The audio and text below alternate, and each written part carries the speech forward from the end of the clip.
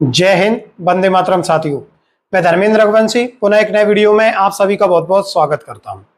साथियों, आज की इस वीडियो में हम बात करेंगे देश भर के शासकीय कर्मचारियों को लेकर। जी हां साथियों, देश भर के कर्मचारियों को लेकर एक खबर वर्तमान में काफी ज्यादा वायरल है। ये दावा किया जा रहा है कि एनपीएस के लिए केंद्र सरकार ने एनपीएस में सुधार को लेकर जो कमेटी गठित की थी, उन्होंने अपनी रिपोर्ट केंद्र सरकार को सौंप दी है। गठित कमेटी ने जो रिपोर्ट केंद्र सरकार को सौंपी है, उसमें सुझाव के तौर पर यह बताया गया है कि आंध्र मॉडल को आंध्र प्रदेश में शासकीय कर्मचारियों के लिए एनपीएस में यानी कि पुरानी पेंशन को लेकर जो मॉड्यूल जो फॉर्मूला नियत किया गया है, वही वर्तमान में एनपीएस में सुधार के रूप में लागू किया जा सकता है। ऐसी खबरें लगातार निकल कर आ रही हैं, विभिन्न समाचार पत्रों में इसे प्रकाशित किया गया। हमने भी इस पर एक वीडियो रखा था। देश भर के जो शासकीय कर्मचारी हैं, इसे लेकर काफी ज्यादा कंफ्यूज है, उनमें भ्रम की स्थिति बनी हुई है।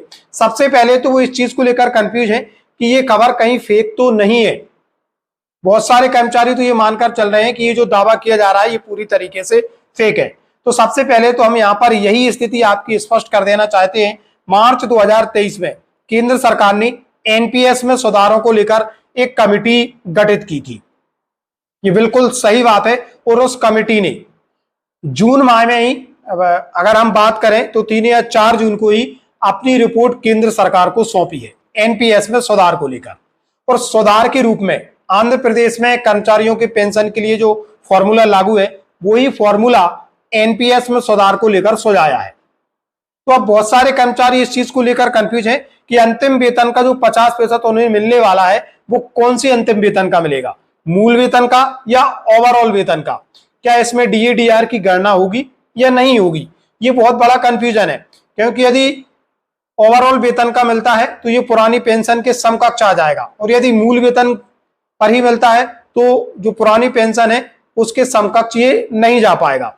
तो साथियों, हम यहाँ पर स्पष्ट कर देना चाहते हैं, समिति ने अपनी जो रिपोर्ट केंद्र सरकार को प्रस्तुत की है, उसमें यह सुझाव दिया गया है कि प्रत्येक शासकीय कर्मचारियों को उनकी अंतिम मूल वेतन का 50% पेंशन के रूप में प्रति माह भुगतान किया जाए।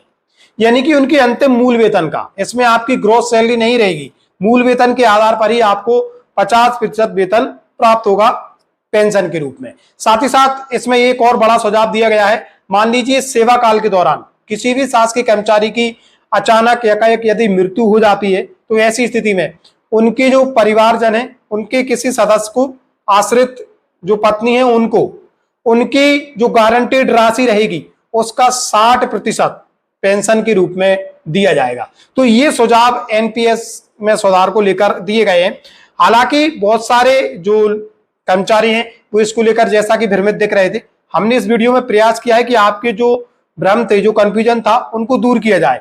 लेकिन अब बड़ा सवाल यही है कि क्या केंद्र सरकार इसे लागू करेगी? तो साथियों, बहुत अधिक संभावना है कि केंद्र सरकार जो एनपीएस को लेकर जो समिति गठित की गई थी और उस समिति ने जो सुझाव प्रस्तुत किए, डेफिनेटली 100% केंद्र सरकार उन पर अमल करने वाला है। क्योंकि केंद्र सरकार ये जानता है, भली भांति केंद्र सरकार के संज्ञान में ये मामला है कि जो देश भर के शासकीय कर्मचारी हैं, वो ओल्ड पेंशन स्कीम को लेकर सरकार से खासे नाराज चल रहे हैं। राज्य सरकारों को भी इसका खामियाजा भुगतना पड़ता है। तो ऐसी स्थिति में आगे आने वाले समय में कर्मचारियों की नाराजगी सरकार के प्रति न रहे, इसके चलते एनपीएस में सुधार को लेकर केंद्र सरकार बड़े कदम उठाने वाली है। हालांकि अभी केंद्र में ये नियम लागू होंगे, लेकिन एक बार जब केंद्र लागू कर देगा तो राज्य स्वतः ही एनपीएस में सुधार को लेकर जो नियम लागू होंगे उनको अपने अपने स्तर से लागू कर देंगे। इनमें किसी भी प्रकार की दिक्कत नहीं आने वाली है।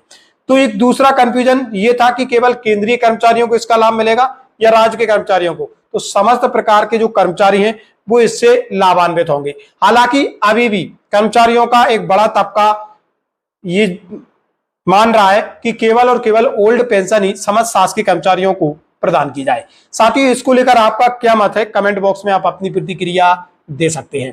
साथियों, ये था आज का महत्वपूर्ण अपडेट जो कि कर्मचारियों की ओल्ड पेंशन स्कीम को लेकर था। हम इसी तरीके से कर्मचारियों से संबंधित जानकारी हमारे चैनल पर साझा करेंगे।